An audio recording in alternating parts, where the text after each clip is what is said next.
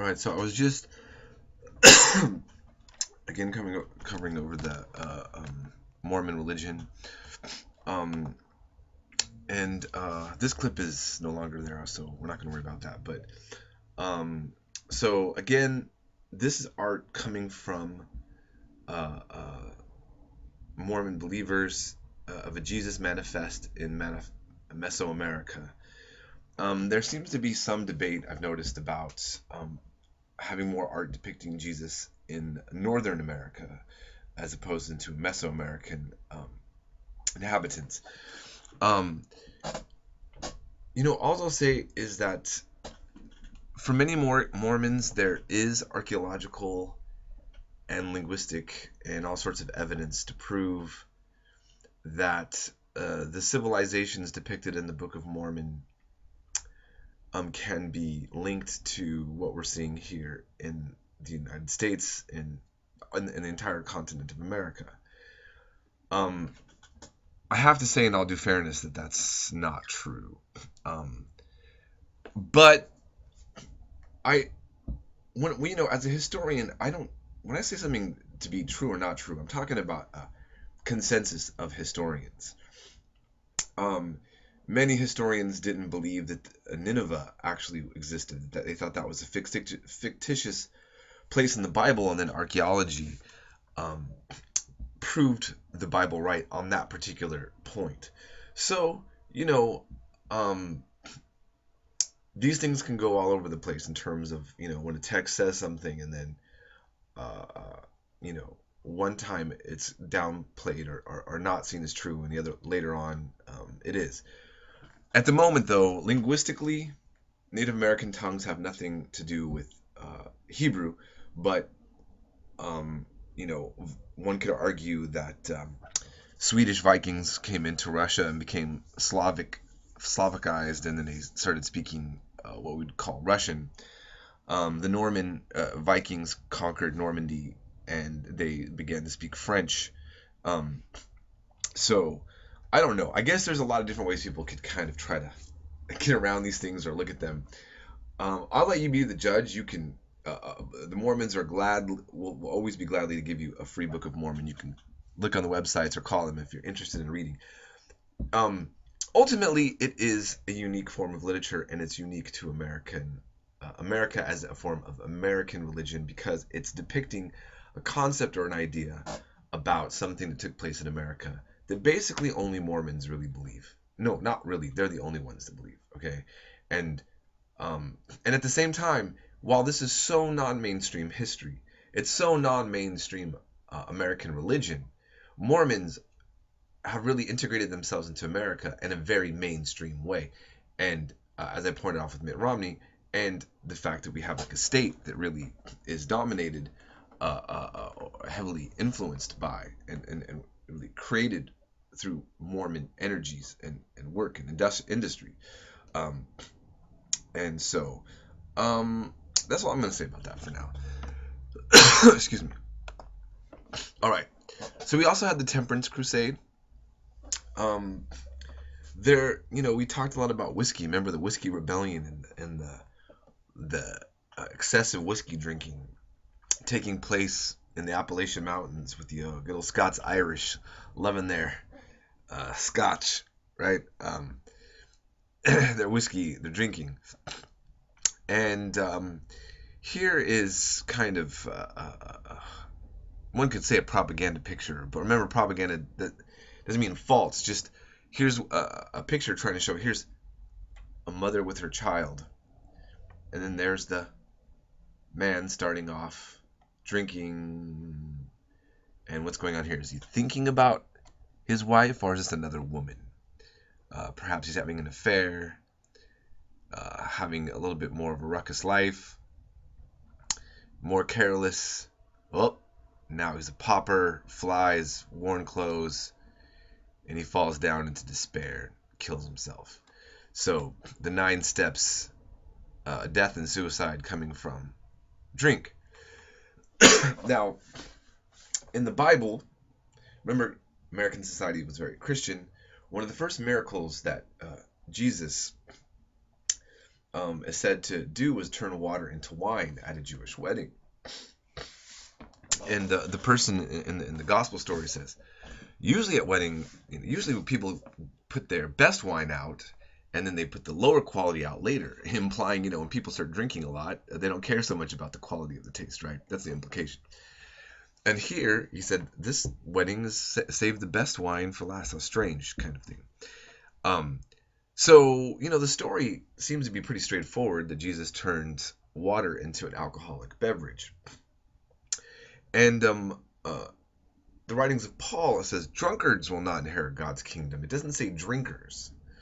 And there's another verse in the Bible that talks about a little wine for the stomach being good. And as I talked about, I think earlier, many Puritans thought that drinking like a glass of ale or a glass of wine was good for you, but doing anything in the excess they turned on you. All of a sudden, you're bad. You're a drunkard. So you could drink but not get drunk, and that's always going to be tricky, right?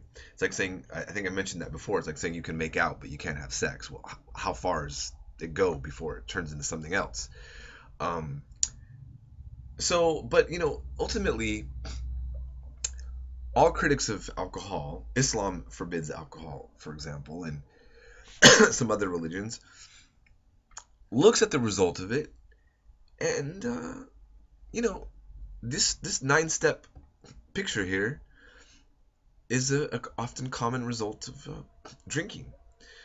Some of us, we have friends and family, right? You get that one person who gets a drink and then they just can't stop, and it's all hell breaks loose, literally. And so for a lot of women and other people, they were looking at the results, and many of them thought this couldn't have been something that God allows and supports for people to do.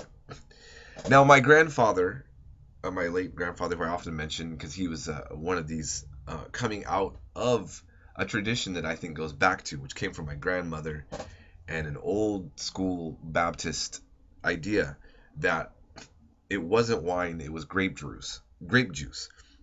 I had a light debate which turned into an argument with my grandfather when I was younger. I said, Grandpa, Jesus turned water into grape juice at a Jewish wedding. Oh man, he was so mad. You're going to read Pastor So, I'm going to play Pastor So-and-so's tapes and prove to you in the original Greek it was grape juice. And as much as I was kind of like going, Grandpa, really? I think he also would point out about what alcohol did to some members of our own family and say, well, look at the results of this.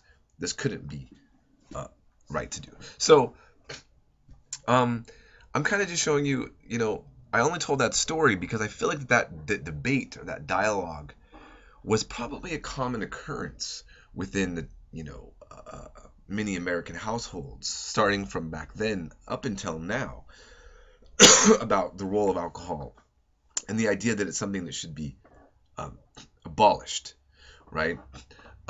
There's a Muslim poet, Rumi, who basically said, some people, when they drink, their personality gets enhanced, and when their quality, they become better. And it says, but if they have a bad quality personality, they become worse.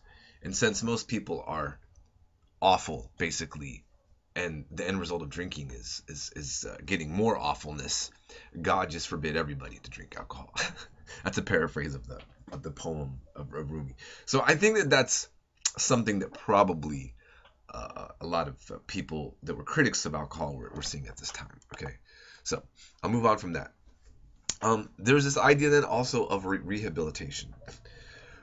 We have to remember, and there was a historian philosopher, more of a philosopher who used history, Michel Foucault from France, who wrote on the history of prisons and rehabilitation and so forth. And he mainly focused on Europe. But he showed that, we assume almost like it's like natural that, oh, someone's bad, you go to a prison, or, that you go to be reformed, things like that. But the criminal justice system has evolved over time and things have changed. Remember in Shays' Rebellion, during that time, if you couldn't pay your debts, you went to prison. That is seen more as a backward way of looking at things, although there's some states that many argue are actually kind of returning to that. That's a whole other topic. So We see New York's first penitentiary was created in 1821. There was a creation of asylums, and penitentiary was the very word was from the term penitence. So this was more of a philosophical concept about a way to make a person better. And in a sense, I don't think you would have seen that idea in the traditional ways of looking at what a prison would be for. Okay. And then in 1840s to 50s, the idea of natives to be put on reservations. So many things that now had long-term results from then are going on now. So I just thought I would show you this one clip really fast. Something caught my eye the other day. Pat Robertson, the high priest of the religious right, had some startling things to say about drugs. I really believe we should treat marijuana the way we treat beverage alcohol, Mr. Robertson said recently. I've never used marijuana and I don't intend to, he said, but it's just one of those things that, well, I think this war on drugs just hasn't succeeded. The reason Robertson is for legalizing marijuana is that it has created a prison problem in America that is well beyond what most Americans imagine. He's right. Here are the numbers. The total number of Americans under correctional supervision, prison, parole, etc., is 7.1 million, more than the entire state of Massachusetts. No other country comes even close to our rates of incarceration. We have 760 prisoners per 100,000 people. Most European countries have 1/7 that number per capita, so it's adjusted for population. Even those on the high end of the global spectrum, Brazil, Poland, have only a quarter the number we do. Now, if you say this is some kind of enduring aspect of America's Wild West culture, you would be wrong. In 1980, our rates of incarceration were a quarter what they are now. What changed was the war on drugs and the mindless proliferation of laws that have created criminal penalties for anything and everything. If you don't believe me, listen to Pat Robertson again. We here in America make up 5% of the world's population, but we make up 25% of jailed prisoners. We have now over 3,000. The number must be much higher than that, but over 3,000 federal crimes. And every time the liberals... Okay, so I just kind of wanted to show this. First of all, you should be astounded about a real epidemic in America, which is an astronomical prison population. And despite all the things you hear about them going into these luxury hotel-like conditions, if anybody knows anybody who's been in an American prison, that's absolutely not the case, unless you think that constant violence and rape and all sorts of terrible things are a luxury. And I just kind of wanted to point that out is because I think now we're having a lot of thinkers wanting to kind of analyze or rethink our criminal justice system. In the past, we had the same thing, people rethinking, and some things maybe for the better and some things for the worse. But it's not a new thing to kind of try to rethink the way to deal with crime and things that we deem to be misanthropic human behavior. So I'm going to end here and then move on to the next lecture.